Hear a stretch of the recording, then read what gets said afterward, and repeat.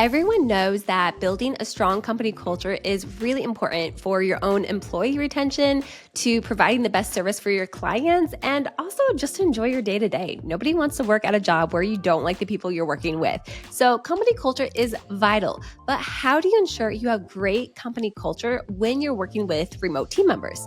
Team members that you've never met in person, that live in a different country, on a continent you've never been to. How do you make it work? Well, it's absolutely possible to make it work. In fact, it can even make your company culture better if you're following these 7 tips. So let's dive in. Tip number 1 is super obvious, but you have to make sure that your company culture is already good because your remote team members are just going to reflect the same company culture that you already have. So recently on our podcast, Choose Africa, I interviewed Katie Campbell, who is like an expert at building leaders up and making sure that their company culture is good. And in the podcast episode, she gave an example of how she used to work at a company that paid about $10,000 or $15,000 less than the company directly across the street who did the same thing. However, in her company, nobody was ever tempted to go across the street and get that job because they knew as soon as they did, they would not be working 40 hours anymore. They'd be working 60 to 80. Their caseload would be crazy. They knew that the bosses over there were not kind. They did not treat their team members with respect. And so they were happy to work at a good company, even if they were making less, because at least it was like a decent and respectable place to work. So same goes for you. If you have a great company culture now, I guarantee you that your remote team members are going to continue to contribute to that remote culture, and it's going to be just as good as it ever was before, if not better. However, if you already have kind of a negative or toxic work culture, that will rub off to your remote team members because that's just how it works. So point number 1 is make sure your company culture is good now, and then add some more team members that are remote to keep amplifying it and making it better and better. Then point number 2 is treat your remote team members like any other team member. As long as you treat them the same, it's going to have the same results. So that could be making them work the same time zone as the rest of your team members, which I think is really important, or it could be in funny little things. For example, one of our clients was onboarding one of our cold callers, and he said, hey, we always do that like 2 truths, 1 lie whenever somebody starts at the company meeting. Would that be okay if I asked her to do that as well? And I was like, absolutely, that would be so fun. So that's what he did. So even little things like that can make a big difference in just making sure your remote team members feel like anybody else. Okay, number 3 continues on with this onboarding theme. You want to make a good first impression. So don't just throw them in the weeds. Clients, especially when they're hiring cold callers, when they make them do cold calls the very first day, it's always a red flag to me because you need to give them proper understanding of your company, who you are, why you started, who your client avatar is. Do a proper onboarding so that they understand the big picture of your company. One of the principles that we live by at Cradle is that you should vet candidates really seriously. Like vet them, make them go through all the hoops to really make sure that this is the right person. However, once you realize that you found your ideal candidate, sell them on your company. So sell them on why they should work for you. So for example, one of our SDRs, cold callers, her name is Lauren, and she was onboarding with one of our clients. And I was on the call and I was like, Lauren, like you're in Ethiopia and you're getting this cold calling position for like a hair transplant company. Tell me, like, what is your vision? Where do you want to be in 5 years from now? And so she told me, in 5 years from now, I am really passionate about coffee and I want to export coffee from Ethiopia to the US. And I was like, that's amazing. First of all, I love coffee and Ethiopian coffee is the best. But this is how that goal connects to this position as an SDR. You're going to have 5 years of selling to Americans. You're going to be really, really good at sales. And you're going to need that if you're a business owner also trying to sell coffee into the US. And so we connected that and how she was making money that would also help her start this business. And the whole 5 years was mapped out. And it was all based on her starting with this position.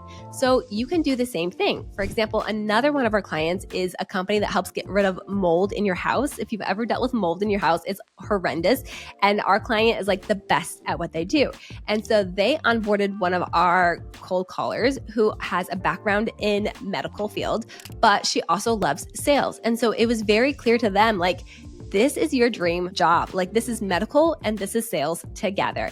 And they showed her how her career and how her education came together to be perfect for this company.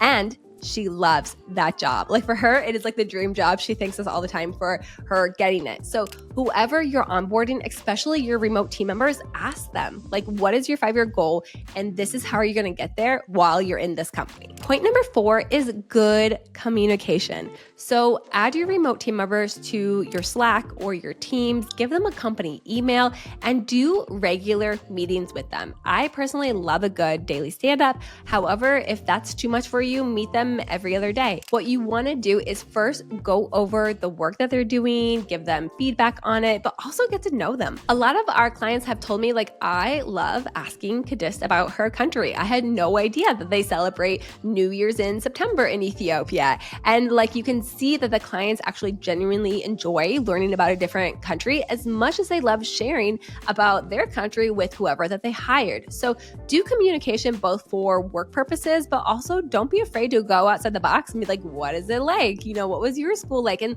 learn about them so that they feel like you actually really care about them. Number 5 is actually to really just care about them. And this sounds like such an obvious thing to do, but honestly, just being a good person goes a long way. And the last example, when I was sharing just like getting to know your team members, it also means being there for them when you need them. Recently, we had one of our appointment setters who is doing a great job for her company. She had a death in her family, and the company was so gracious to say, like, take a couple paid days off, go to that funeral, be there for your family. They didn't have to do that. They could have deducted from her salary and given her the time off, but they were just genuinely so concerned about her and what had happened to her, and they conveyed that in such a kind way. We have another team member who's getting married soon, and the client contacted me saying, like, I want to give her like a wedding present. And when he told me the amount he wanted to give her, my jaw dropped. It was massive, but he knew that she was planning a wedding, she wanted to go on a honeymoon, and that she didn't have like tons of funds. And so he gave her the nicest wedding gift you could have imagined. It was a large amount of money, actually. And when I told her the news, I did a video call with her, and you could tell she was like almost crying. Like, it just meant so much to her. And so honestly, just being a decent human being just makes people want to work for you. And of course, you should do it with, no expectations back. However, I can tell you that in these two situations, I know that these will be team members for life. Somebody who was able to take some time off during a really hard time in her life, and someone who was able to pay for her honeymoon because of her clients. I mean, those are team members who are not going to quit anytime soon, because not just about the money or the time off, but they felt genuinely cared for, and you could see that. So just be a good human being, and your internal team as well as your offshore team members will respond appropriately. Okay, point number 6 is involve your offshore team members in the big picture. So think about this. A lot of times the offshore team members do the first initial touch point. So they're cold calling hundreds of people, passing those warm leads off, or they're doing those bottom line admin tasks that get fed into something else.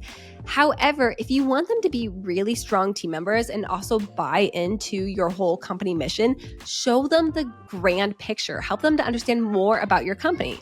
For example, have your cold callers shadow your closers so they can see the full sales cycle. Or if it's admin, have your VA sit in on some of your leadership meetings so that way they understand more about what your company is actually doing. Because one, that's going to help them be better team members. They're going to know their work better once they understand the full picture, and it also really involves them into your company and helps them understand different things, which is great for their own career development and just for understanding the company that they work for. So don't be afraid to invite them into anything you can think of that would help them just understand the full picture more. And point number 7 is sell the idea of offshore team members to your internal team members. Now, to me, this is a no-brainer that your internal team will love this. However, we have had a lot of CEOs or sales managers come to us and say, and now I have to figure out how to pitch this to the rest of the team. But the thing is, offshore team members are a great thing for your current employees, because think about it like this. Let's say you have customer service reps who are overwhelmed with all of the emails and calls and live chat that they're getting to.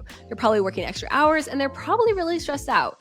Telling them that you're giving them some additional support so that they can have someone else answer some of those like easy questions that your team doesn't need to answer, that is going to relieve them and hopefully reduce some of the stress that they have in their job. Or for example, let's say you have internal sales teams and they are used to doing cold calling. Let me tell you, nobody likes cold calling. So telling your team like, hey, we're gonna have some other cold callers do this for you so that all you have to do is get the warm lead on a silver platter and close it. This is gonna allow you to close more deals and make more money. And this cold caller is gonna be your new BFF, getting you some awesome new clients. If you sell it to your current team and let them know that this is a good thing, that this helps them, it's amazing. So here are the points all over again. Number 1, make sure that you have a strong company culture to begin with. Number 2, treat your remote team members like anybody else. Number 3, make a good first impression and do a proper onboarding, please. Number 4 is be a good human being and treat them with respect and kindness.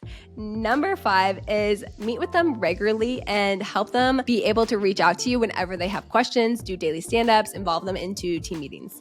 Number 6 is help them see the big picture, bring them into bigger meetings or have them meet your closers, do anything that really helps them see the full cycle of the work that you're doing. And last but not least is sell it to your internal team and make them super pumped for these offshore team members so that way they are always willing to help and integrate them as much as they can. And that's it. If you have any questions about integrating remote team members, leave it in the comments below and don't forget to like and subscribe to this video so you can keep getting more tips on onboarding great offshore talent. Thanks for listening.